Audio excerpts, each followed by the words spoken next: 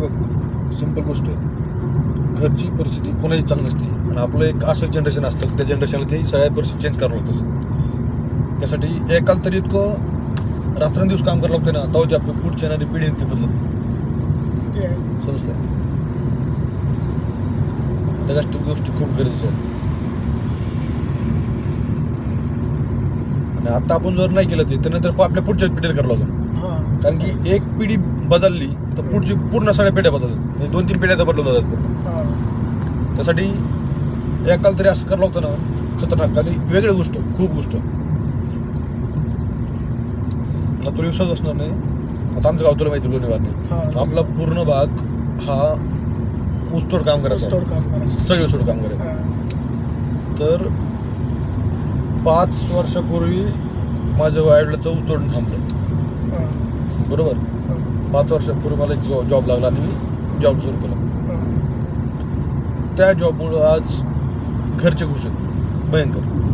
आणि मी ज्या परिस्थितीतून येतो ना, तर ते ऐकलं दोन की यार येस असं काहीतरी व्हायला पाहिजे होतं. भाऊ माझं लहानपणी ना, ज्यावेळेस आईवडील ऊस तोडायला यायचे, आमची आजी असायची, मला चुलत भाऊ वगैरे आहेत, ते चुलत भाऊ आईवडिलांच्या पाठीमागे लागायचे, ते इकडे यायचे कारखान्यावर आणि आम्ही गप तिथंच गावाकडंच, मी माझी बाई शिकायचे. चुलत्याला बोलायचं नाही, कोणाला बोलायचं नाही, कारण की मी एकुलता एक होतो. खरे भावकीत कशी भांडणं असतात गावाकडं. तर वडिलांना काय वाटायचं, काय घडलं काय होईल, कोणी काही विष अशा काही गोष्टी नाही का, भीती असते म्हणून. तर शाळेतून आलो का मी एकटा घरी बसायचो, कोणाला बोलायचं नाही, काही नाही, एकदम शांत. मी आता जेवढं बडबड करतोय एकदम शांत. मग बाबा कसं तरी 10वी झाली आणि मग 12वी चालू होती आमची, आणि 12वीत आम्ही एक शांतपणा केला. मी घेतला गॅप, 12वीला गॅप घेतला. नाही माझ्याकडे अजून 2 मित्र होते आमचे, ते 2 मित्रांनी बी घेतला गॅप. आणि मी 10वीपर्यंत एकदम क्लासचा टॉपर, पहिल्यापासून 1 नंबर येणार पोरगा. भले त्या कॉप्या करून असू दे, आपण किती कॉपी करतो माहिती आहे, भयंकर कॉप्या केल्या, प्रत्येक 1 नंबर. गावात वेगळीच इमेज होती माझी, हुशार पोरगा असं तसं.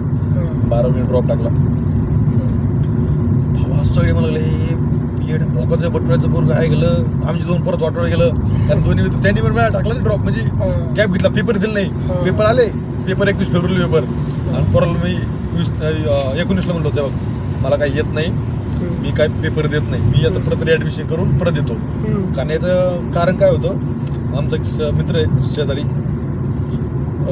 तो बाबूराव केदार नागला असेल, बाबूराव केदार, बरं चल ठीक आहे, खूप मोठी आमच्या गावाची मोठी पर्सनॅलिटी आहे, आमच्या तालुक्यात पहिला सभापती पण तेच होते.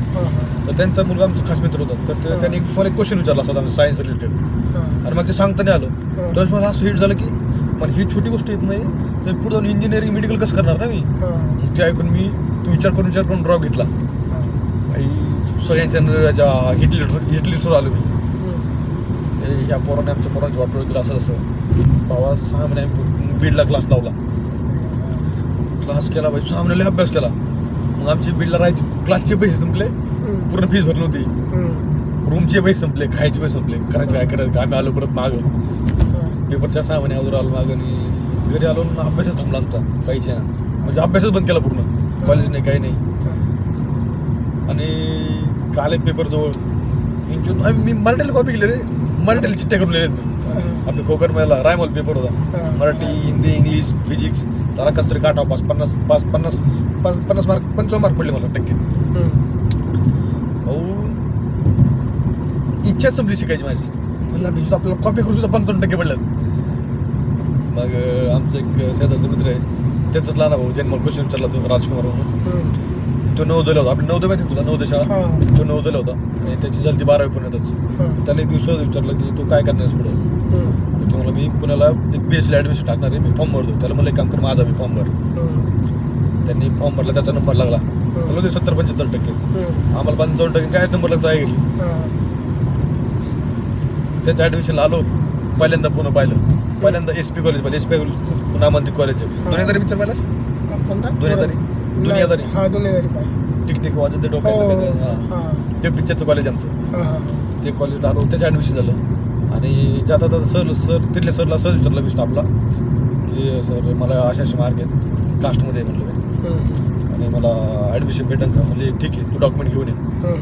बाई त्या दिवशी आम्ही सगळे गावाकडे गेलो, त्याला सोडलं घरी. दुसऱ्या दिवशी पुण्यात बसने आलो मी, भीमची मला पुण्यातलं काहीच माहित नाही, रस्ते बिस्ते काही नाही.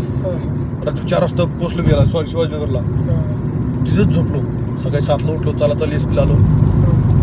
आणि जो फॉर्म भरला होता ना, त्या फॉर्मची प्रिंट काढली, प्रिंट आली ब्लँक. आणि गायची गाण फाटली मी की आई जो फी बी ब्लँक आली, आता फॉर्म तो भरायचा, द्यायचा आहे, सबमिट करायचा. मग कॉलेजला आज पोहोचल्यानंतर मग 2-4 जणांचा सेम प्रॉब्लेम होता, थोडासा जीवाला नाही का, अरे हा आपल्यासारखं आहे दुःखी. झालं ॲडमिशन झालं. पहिल्या वर्षी दाबून अभ्यास केला. एक तर आपण तिकडून 12व्या नापासून पास झालेलं माणसं, नाही दाबून अभ्यास केला. अभ्यास केला पडलो ना वाईडी म्हणजे 12 5 विषय गेले माझे पहिल्या वर्षीच BSc ला. माझे विषय काय, मॅथमॅटिक्स, स्टॅटिस्टिक्स, केमिस्ट्री, जॉग्राफी. भाऊ फादरला फोन करून सांगितलं नापास झालोय. भाऊ म्हातारच्या गोट्याच कपाळात आहे घातले, गेले पुण्याला, झाले नापास. मित्र झाला 5 चांगल्या मार्काने. माझी दुसरी गोष्ट परत रे तिथं मी असं ते 5 पेपर नाही काढले, मी परत ॲडमिशन घेतलं फर्स्ट इयरला. परत तेवढं जोमाने अभ्यास. मग ते इतका अभ्यास केला, सकाळी 7 ते 10 अभ्यास, 10 ते 1 नोट्स कॉलेज, 5 नंतर परत लायब्ररी, नुसतं अभ्यास. आंबेडकर सगळ्याचा अभ्यास करून टाकला. बाई मला भेटलं डिस्टिंक्शन, 60-70% भेटले मला. तिथून पुढं मी पुस्तकाला हातच लावला नाही, असाच पास होत गेलो. कारण मला कळलं की अभ्यास काय करायचा, कसा करायचा. असंच टावळ काय करत, फुल टाइम जॉब कर, पार्ट टाइम जॉब कर, कॉलेज बंदच. हेच चालू झालं माझं. कारण की पैसे जास्त घरून यायचंच नाही. मी सगळं काम करून अभ्यास करायचो आणि कॉलेज बी करायचो. असं होतं. मग त्यावेळेस आपल्या काळात हे लोक आले बघ, नांगरे पाटील, आंधळे पाटील, UPSC नाही कल्या IAS वगैरे, त्यांची भाषण ऐकून म्हणजे झालं मोटिवेट. आपल्याला UPSC, आपल्याला कलेक्टर व्हायचंय. गेलो गावाकडं आणि म्हातारला म्हणलं मला असंच करायचं. म्हणजे भाई आपल्याकडे पैसे नाहीत नाही. मला असं कसं पैसे नाही म्हणलं, मला पाहिजे म्हणलं, क्लास लावायचा, 1-1.5 लाख फीस होती क्लासची. मग त्यांना म्हणलं आमचं रोड जमीन आहे आमची. म्हणलं हा गुंठा, म्हणलं ही जमीन कोणाची, म्हणलं तुमची, तुला भेटेल नंतर, आता आमची. म्हणलं काम नंतर त्याऐवजी ना मला आत्ता द्या म्हणलं. त्यांनी माझा एक गुंठा विकला, तुम्ही मित्राला चुकला. त्यावेळेस मला 1-1.5 लाख रुपये भेटले. मी आलो इकडे क्लासला. झालं बरं स्ट्रगल सुरू. दिवसभर अभ्यास आणि एकदम पेपर जवळ आले, पैसे संपले. मग लायब्ररीत जॉब केला कोऑर्डिनेटर म्हणून. पण काय UPSCचा अभ्यास असा असतो म्हणजे की तुम्ही काम करून अभ्यास नाही करू शकत. मग तरी मी केलं बरंच. 2-4 मार्काने माझा तो पेपर गेला. परत मग कसा इन्सिडेंट झाला की माझी बहिणीचं झालं इंटरकास्ट. तिने सांगितलं मला असं आहे. आणि त्यावेळेस मी क्लासमध्ये होतो. आपण काय करावं हेच कळलं ना. तिला म्हणलं तू ठीक आहे, म्हणलं काय हरकत नाही, तुझं तू कंटिन्यू कर. मी वर्षभर अभ्यास केला. त्याच्यानंतर ट्राय केलं की चला बघू काहीतरी. नंतर वडिलांना त्यांना कळाली एक गोष्ट.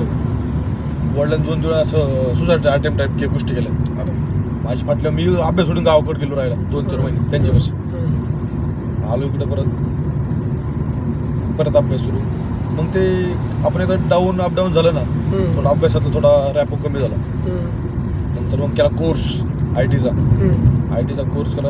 पहिला लागला जॉब, पहिला लागलं 5 लाखाचं पॅकेज, नंतर 6, आता 12.5. चला मला आपली पिढी चेंज झाली. 12.5 पॅकेज म्हणजे तुम्हाला 1 लाख रुपये द्यावा. विचार कर, म्हणजे उचलणारच वर्ग हजार 1 लाख रुपये कमवतोय कमीत कमी. आता मी जास्त सांगत नाही तुला, अजून 2-4 वर्षानंतर हे पॅकेज तिप्पट चौपट होऊ शकतो. म्हणजे आणि अजूनही मला मी गावाकडे घर बांधलेलं नाही.